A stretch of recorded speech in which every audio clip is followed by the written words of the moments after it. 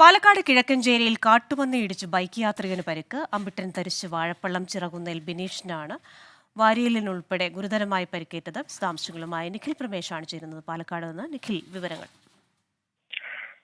ഇന്ന് പുലർച്ചെയാണ് വടക്കഞ്ചേരി അമ്പിട്ടൻ തരിശ് വാഴപ്പള്ളം മേഖലയിൽ ബിനീഷ് എന്നയാൾക്ക് 42കാരനാണ് അദ്ദേഹത്തിന് കാട്ടുപന്നിയുടെ ആക്രമണത്തിൽ പരിക്കേൽക്കുന്നത്.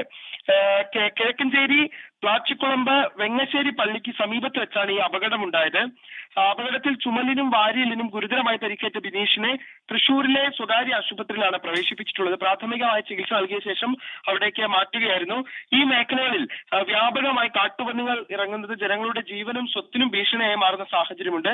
കഴിഞ്ഞ ദിവസങ്ങളിലെല്ലാം തന്നെ ഇത്തരത്തിലുള്ള അപകടങ്ങൾ വിവിധ മേഖലകളിൽ നിന്ന് റിപ്പോർട്ട് ചെയ്യപ്പെടുകയും ചെയ്തിരുന്നു.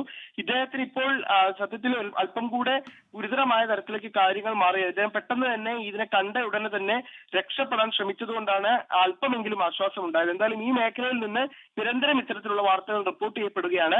ഈ വന്യമൃഗങ്ങൾ ജനവാസ മേഖലയിലേക്ക് ഇറങ്ങുന്നത് തടയാൻ കാര്യമായിട്ടുള്ള ഇടപെടൽ വനംവകുപ്പിന്റെ ഭാഗത്തു നിന്ന് വേണമെന്നുള്ള ആവശ്യമാണ് നാട്ടുകാർ ഉന്നയിക്കുന്നത്.